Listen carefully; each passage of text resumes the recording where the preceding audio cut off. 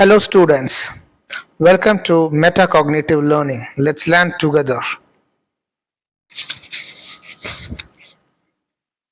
In this video, we are going to talk about what are the different type of respiration process available. So we all know that respiration is a process in which there is an exchange of gases basically happening, and in this process, where the nutrition is basically converted into energy. Okay, so there are different type of respiration.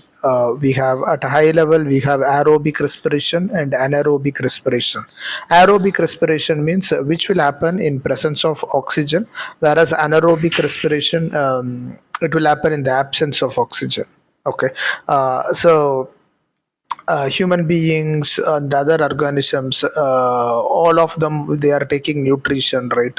So we already discussed about nutrition in one of the other videos. So whatever the food that is intake, it is basically converted into glucose format, and it will be stored in our body. So this respiration is basically helping in converting your stored glucose molecules into energy. So how this is specifically happening, right? And this is we are going to talk about the cellular level respiration, the respiration process which happens at each and every cells of your body. Okay, the first one, the glucose molecule formula is C6H12O6, right? Which is basically made up of 6 carbon molecules. So the 6 carbon molecule will be converted into 3 carbon molecule in cytoplasm.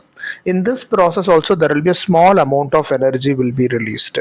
So right, cytoplasm is more like diffused fluid in a cell. So in that cell, the glucose will basically converted into pyruvate. The 6 molecules of carbon will be converted into 3 molecules of carbon. And the second process which will happen in mitochondria, where it will convert this pyruvate into energy, which is known as aerobic respiration. So it is basically converting the 3 molecule pyruvate into energy in mitochondria. So you all would have studied about mitochondria. Mitochondria is known as the powerhouse of the cell, which is basically giving you all the energy and so forth, right? So the 3 molecules of pyruvate will be converted into energy, leaving carbon dioxide and water out. So this is how the exchange of gas is happening. So in each and every cell, it will take oxygen in, and this oxygen react with the glucose and become pyruvate, and then it will also be converted into energy, leaving carbon dioxide out, and this carbon dioxide will be leveraged back from the human body.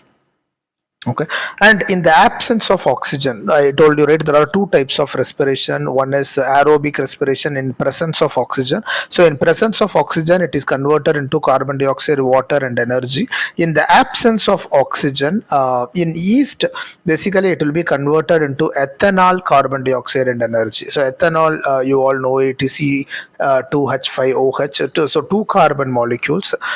This process will specifically be happening in yeast, which is known as fermentation, and here also it is in the absence of oxygen.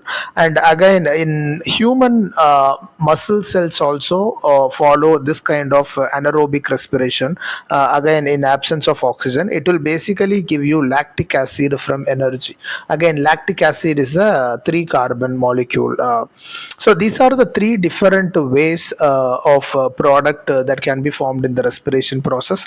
So all of them where glucose, I'm just summarizing again, all of them basically where glucose will be converted into pyruvate in cytoplasm, 6 carbon molecules will be converted into 3 carbon molecules, and one of them is a fermentation where it will be converted to ethanol, carbon dioxide and energy, and the other case where it will be lactic acid and energy in the absence of oxygen, and in presence of oxygen it will be converted into carbon dioxide, water and energy. So this is the process of different kind of energy formation that can happen from glucose in the respiration process. Thank you for watching this video. Please do like, share and subscribe. Thank you.